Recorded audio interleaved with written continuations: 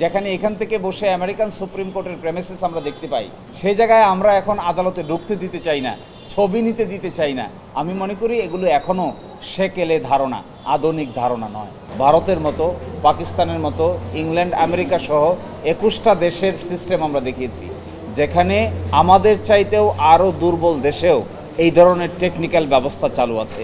পৃথিবীর অন্যান্য দেশের মতো বাংলাদেশের উচ্চ আদালতের জনগুরুত্বপূর্ণ মামলাসমূহ এবং সাংবিধানিকভাবে গুরুত্ব মামলাসমূহ যেন সরাসরি ব্রডকাস্ট করা হয়, যা লাইভ স্ট্রিমিং হিসেবে পরিচিত, এবং লাইভ ব্রডকাস্ট করার ব্যবস্থা করা হয়। এই মামলাটি রিট পিটিশনটি আজকে শুনানি হয়েছে। মাননীয় আদালত সন্তুষ্ট হয়ে একটি রুল জারি করেছেন যে কেন জনগুরুত্বপূর্ণ এবং সাংবিধানিকভাবে গুরুত্বপূর্ণ মামলাসমূহ যা উচ্চ আদালতে শুনানি হয় তা সরাসরি ব্রডকাস্ট করার ব্যবস্থা করা হবে না, এই মর্মে একটি রুল জারি করেছেন। এবং আগামী 26শে জুন 2025-এ পরবর্তী আদেশের জন্য দিন নির্ধারণ করেছেন। আমরা আশা করব যে এই ব্যবস্থা যদি আমাদের উচ্চ আদালতে ইন্ট্রোডিউস করা যায়, ভারতের মতো, পাকিস্তানের মতো, ইংল্যান্ড, আমেরিকা সহ 21টা দেশের সিস্টেম আমরা দেখিয়েছি, যেখানে আমাদের চাইতেও আরও দুর্বল দেশেও এই ধরনের টেকনিক্যাল ব্যবস্থা চালু আছে। যদি এইটা চালু করা যায় তাহলে আমাদের বিচার ব্যবস্থার ইতিহাসে আরেকটা নতুন ডাইমেনশন অ্যাড করা সম্ভব হবে বলে আমরা মনে করি। দেখেন, লাইভ স্ট্রিমিং যদি থাকতো তাহলে আইনজীবী বিচারক উভয়ই আরও সতর্ক হতো।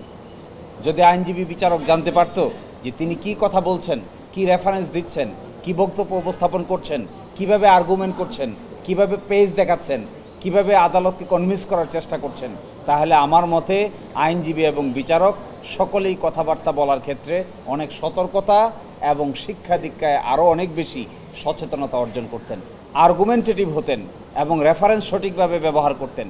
আইনজীবীরা আমরা আপিল বিভাগে কোথায় কি কথা বলছি, মক্কেলের পক্ষে, জনসাধারণের পক্ষে সব দেখা সম্ভব হয় না। একনল হ্যান্ড ওয়াশ 100% প্যারাবেন ফ্রি, তাই নিরাপদ হাতের জন্য আস্থা রাখুন একনলে।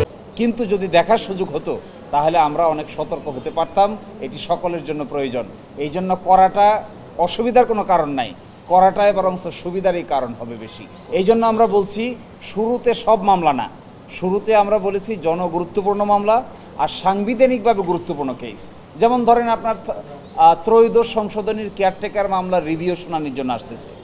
এই ত্রয়োদশ সংশোধনীর মামলা আপডেট বাংলাদেশের সকল নাগরিকেরই জানার অধিকার আছে, কিন্তু কোর্টের ভিতরে কি হচ্ছে তা বাস্তবে দেখার কোনো সুযোগ কারো পক্ষে নাই। কোন আইনজীবী কি আর্গুমেন্ট করছেন, তার জবাবে কোন বিচারক কি জবাব দিচ্ছেন। ইন্ডিয়ান সুপ্রিম কোর্টেরটা আমরা গুরুত্বপূর্ণ মামলা দেখতে পাই, আমরা দেখতে পাই ইংল্যান্ড, আমেরিকা, আইসিসি সহ গুরুত্বপূর্ণ কেসে, কিন্তু আমাদের সুপ্রিম কোর্ট দেখতে পাই না কেন? আমরা পাবলিক করতে চাই না কেন? এটা পাবলিক করলে অসুবিধা কোথায়? কোয়ালিটি এনশিওর হবে, সকলেই ট্রান্সপারেন্ট হবে, সকলেই জবাবদিহিতার মধ্যে আসবে। এটা হওয়া উচিত এবং আমার বিবেচনায় হলে সকলেরই সতর্কতা বাড়বে, কারোই অসুবিধা হবে না। উকিল, আমাদের আইনজীবীদের মধ্যে যদি কোয়ালিটি বাড়ে আর কারো যদি ওকালতি বন্ধ হয়ে যায়, সেই ওকালতি বন্ধ হওয়ার বয়ে সেও কোয়ালিটি বাড়ানোর চেষ্টা করবে। কেউ যদি আশঙ্কা করে যে মানুষ দেখে ফেলবে, এই দেখার ভয়ে কি লেখাপড়া করতে হবে না? এবং লেখাপড়াটা উপস্থাপন করতে হবে, উপস্থাপন করলে কোয়ালিটি এনশিওর হবে।